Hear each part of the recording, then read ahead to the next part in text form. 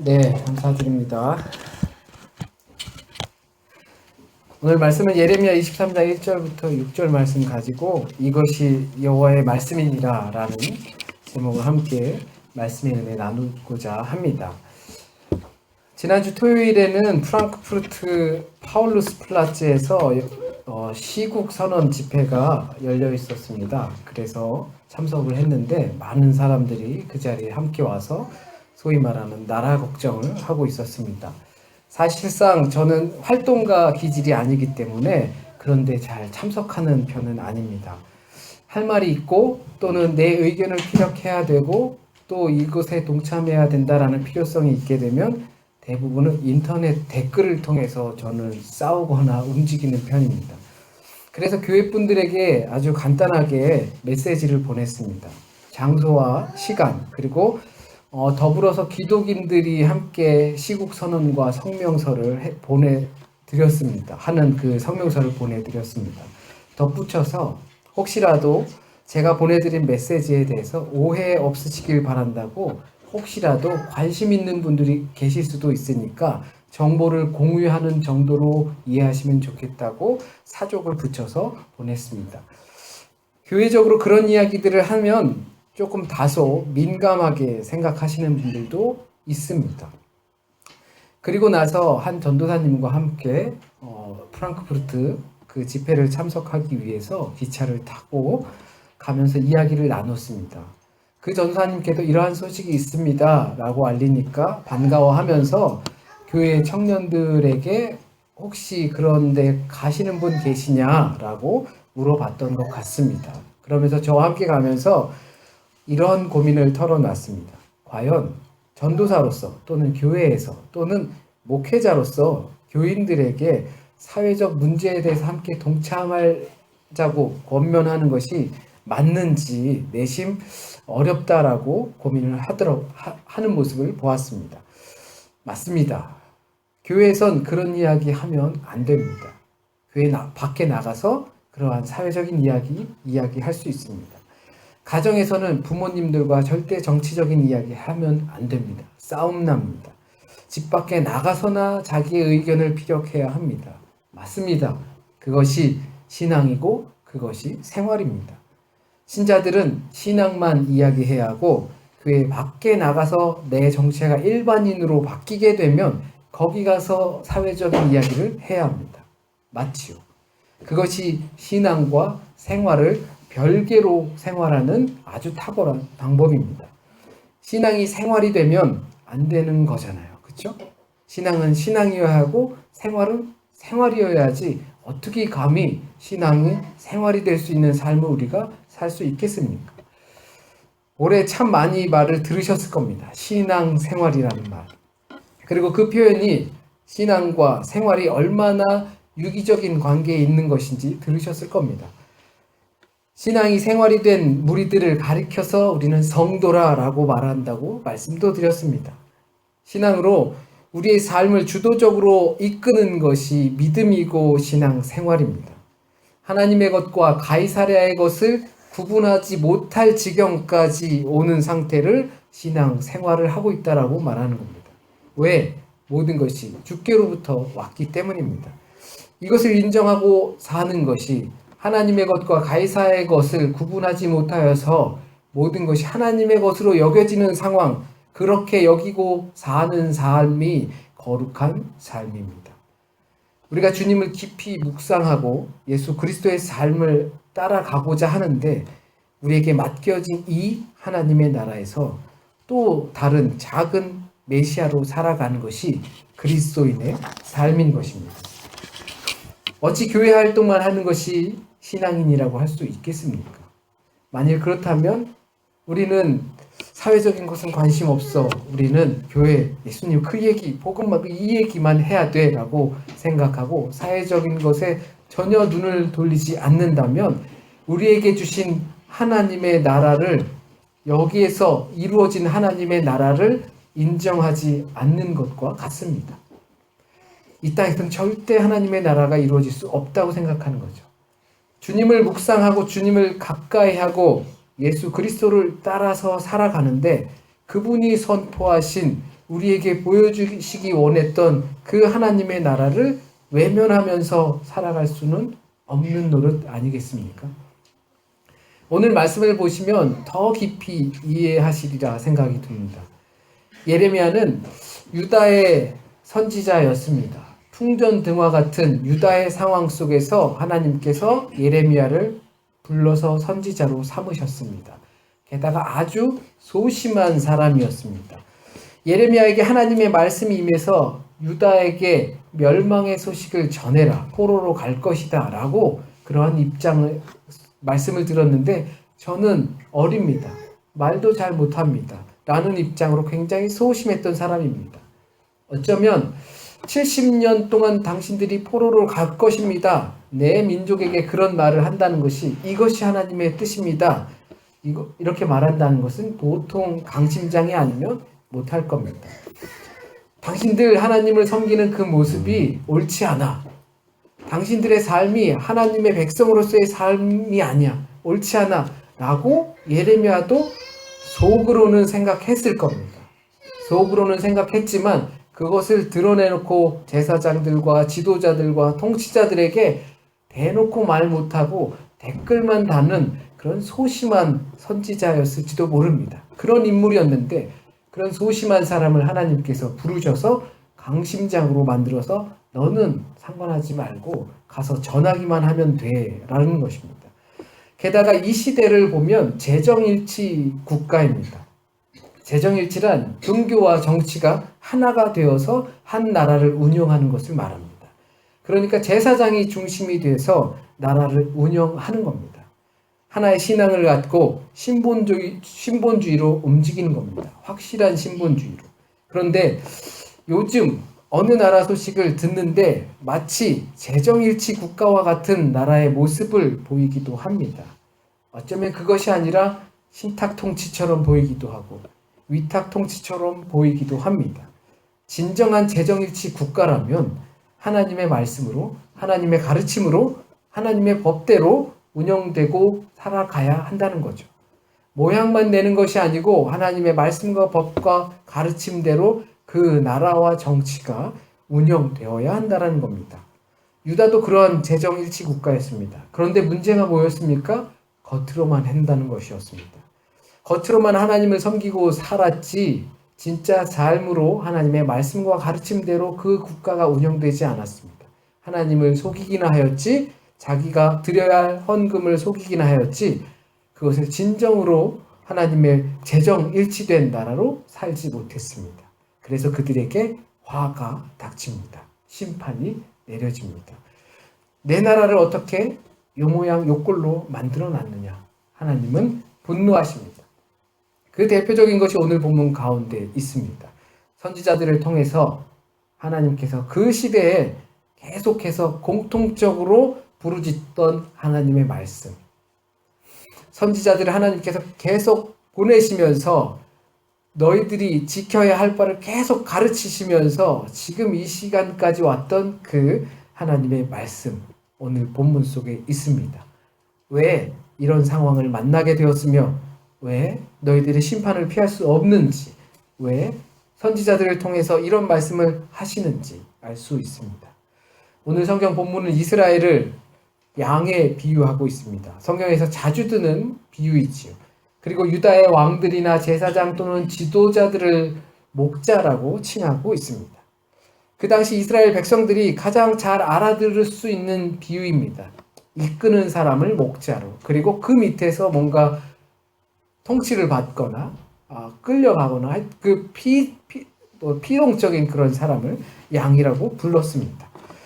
이스라엘 백성들의 상태와 그들을 이끄는 지도자들의 잘못들을 지적하고 그들에게 임박한 심판을 예언하고 있습니다. 그런데 이 본문은 지도자들이 죄로 인한 심판에 대한 예언이면서 동시에 그렇게 흩어진 주의 백성, 자신의 땅을 잃은 주의 백성을 어떻게 회복하실 것인지 이야기하고 계십니다. 지도자들의 문제로 인해서 심판을 하는데 그 심판과 동시에 지도자들의 피해를 입은 그 양과 같은 백성들을 내가 회복하시겠다. 우선은 하나님은 양들을 흩어놓은 목자들에게 지목을 하십니다. 목자들은 양을 돌봐야 하고 풀을 먹여야 하고 그리고 잘 길러내야 합니다. 그들이 그 책무를 잘 하지 못했습니다. 목자라는 말은 그 책무로서 양을 잘 돌보는 그러한 것도 있지만 양의 마음을 잘 헤아려서 친구라는 의미도 담겨져 있습니다. 그러니까 양의 친구가 되어주어야 하는 것이겠죠.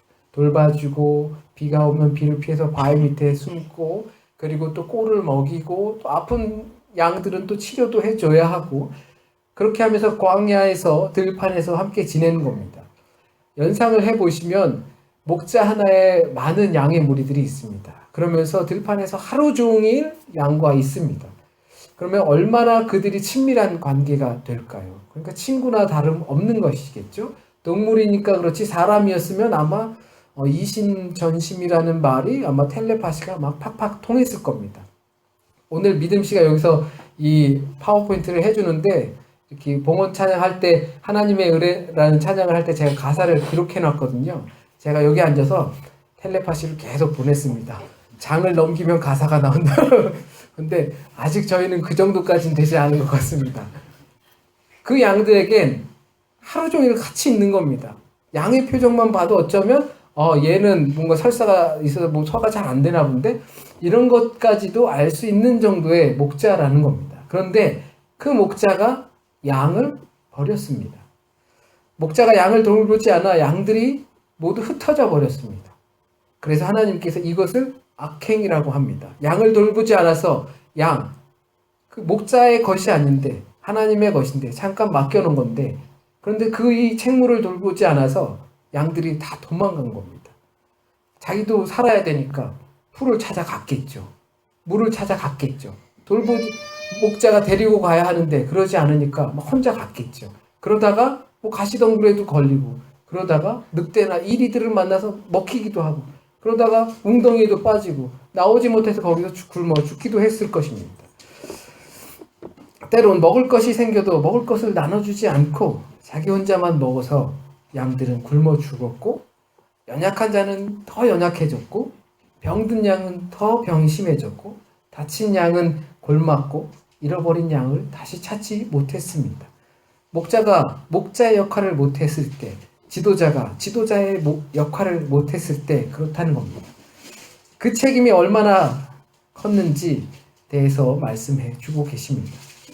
목자 하나에게 맡겨진 양의 무리가 완전히 엉망이 되어버린 상태입니다. 에스겔서 34장을 보면 오늘 말씀과 유사한 것을 거의 동일한 것을 더 심각하게 표현하고 있습니다.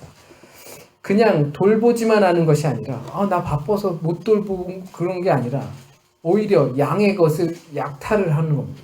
살찐 양은 잡아서 먹고 털은 옷을 입고 그 다음에 죽여버리는 겁니다. 돌봐야 할 양을 잡아먹고 약탈하는 모습을 그립니다. 목자가 양을 돌보지 않는 것뿐만 아니라 그 양을 해하기까지 하는 겁니다. 아무도 그 양을 찾지 않습니다. 목자가 내가 돌봐야 할 양을 내가 찾지 않으면 아무도 그 양은 찾을 이유가 없지요.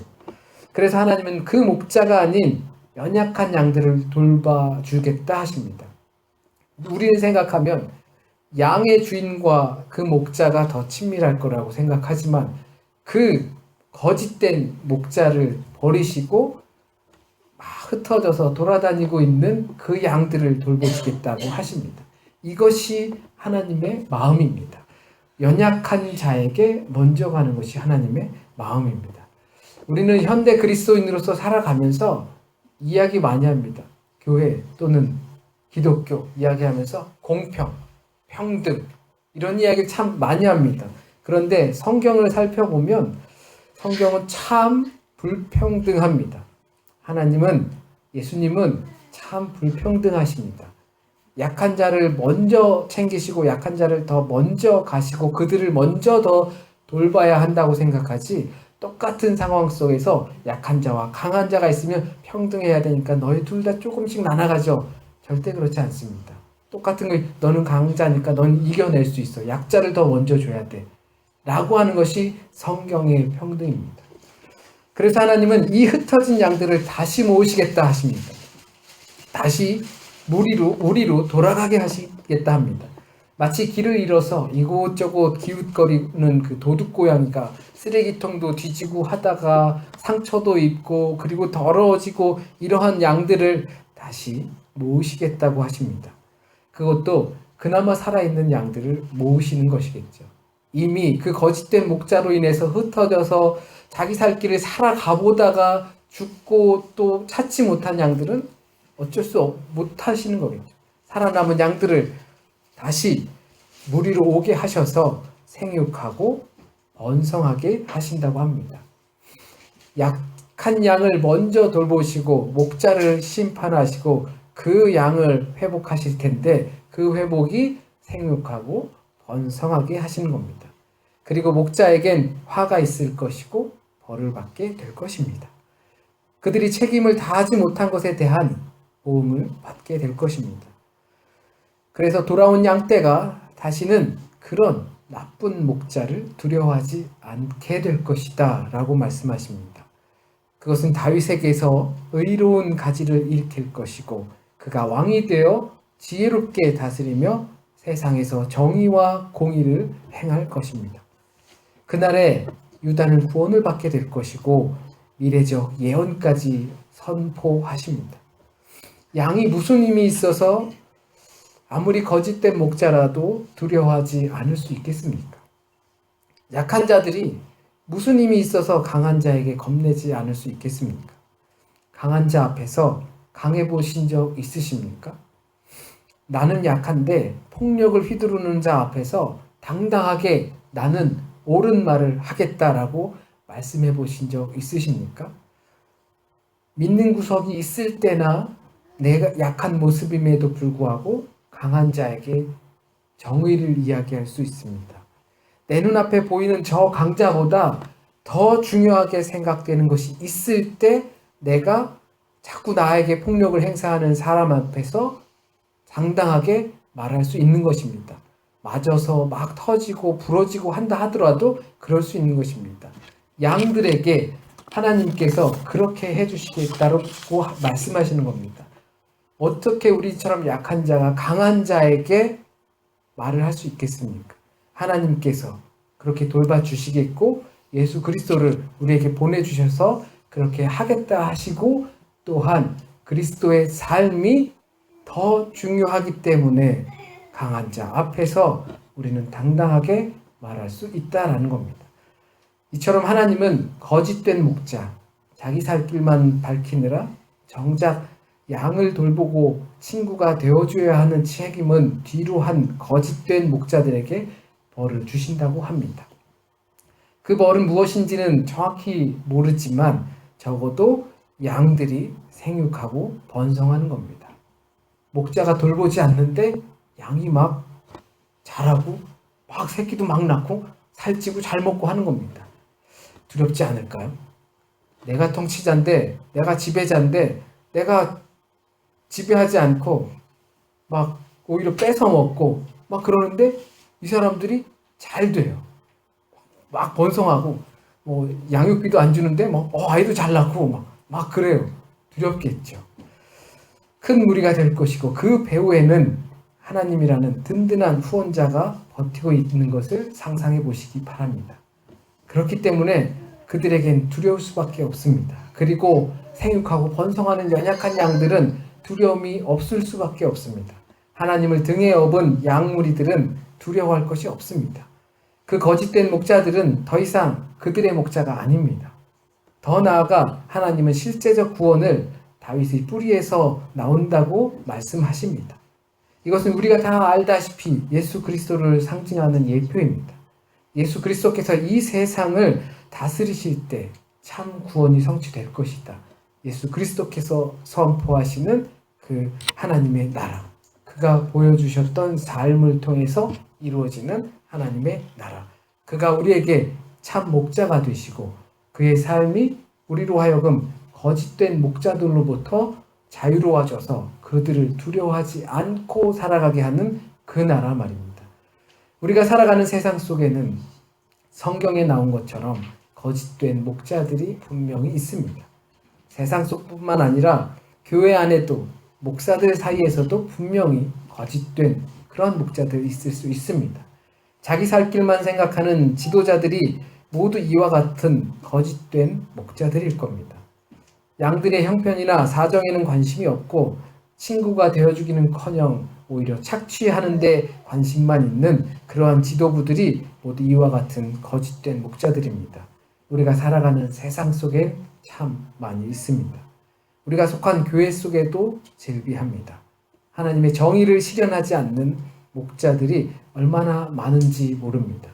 하나님의 정의, 공의, 공평, 연약한 자들을 돌보고 과부를 돌보고 고아를 돌보고 그리고 떠돌아다니는 자들을 돌보고 교회가 그것을 할 바이고 하나님의 정의는 그것을 실현시키는 것이고 그리고 선지자들을 통하여서 이스라엘 백성들에게 끊임없이 가르치시고 때리셨던 그 말씀, 너희들 가운데 있는 연약한 자들을 먼저 돌보라 하는 말씀, 그것을 하나님의 말씀입니다. 그것을 따라서 살아가는 것이 그리스도인입니다. 라고 말하면 어쩌면 빨갱이야 라고 말할 수도 있습니다. 그래서 교회가 와해될 수도 있습니다. 그런데 여러분이 주님을 가까이 두고 살면서 예수님의 삶의 흔적 하나하나 그분이 선포하신 하나님의 나라 하나하나를 돌보고 우리가 귀하게 여기면서 살아가다 보면 무엇이 먼저인지 알게 될 겁니다. 교회에서 무엇을 선포해야 하고 무엇을 가르쳐야 하는지 알게 될 것입니다. 그것을 알고 주님을 내가 그렇게 늘 가까이 두고 살아가는데 어떻게 하나님의 나라를 외면한 채 하나님의 나라는 저기 우리가 보이지 않는 어떤 그 이상적인 그것으로만 표현하면서 살아갈 수 있겠습니까? 어떻게 우리에게 맡겨진 양을 돌보지 않고 오히려 양을 약탈하면서 아니면 양이 어디로 가든지 잃어버리든지 그렇게 하면서 살아갈 수 있겠습니까? 그것을 거짓된 목자라고 말씀하고 계십니다. 너에게 맡긴 양, 그리고 양무리, 그리고 울타리, 우리에게 맡기신 양무리, 울타리 분명 있습니다. 그것을 혹시라도 하나님의 나라라고 생각하지 않고 돌보지 않는 우리가 있다면 우리는 이와 같은 거짓된 목자입니다.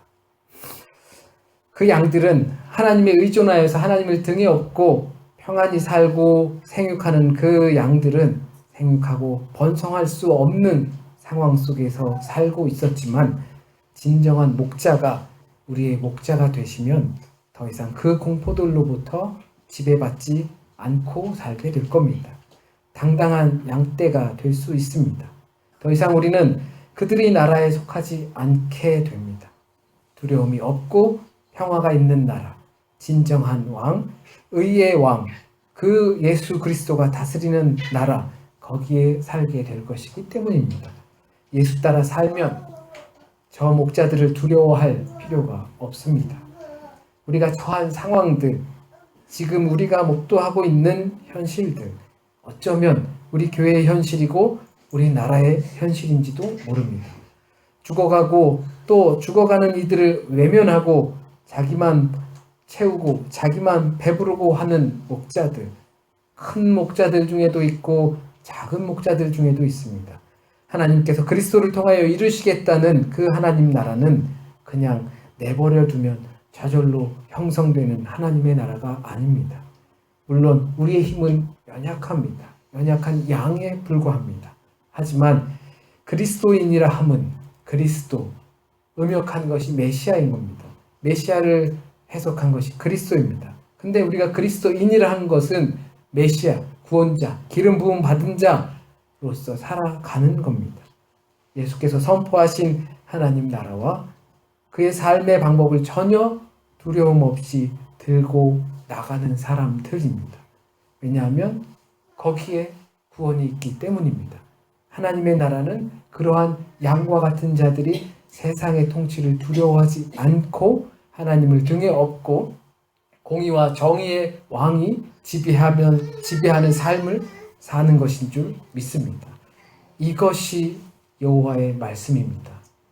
선지자들은 늘 말합니다. 이것이 여호와의 말씀입니다. 하나님이 나에게 말씀하셨습니다.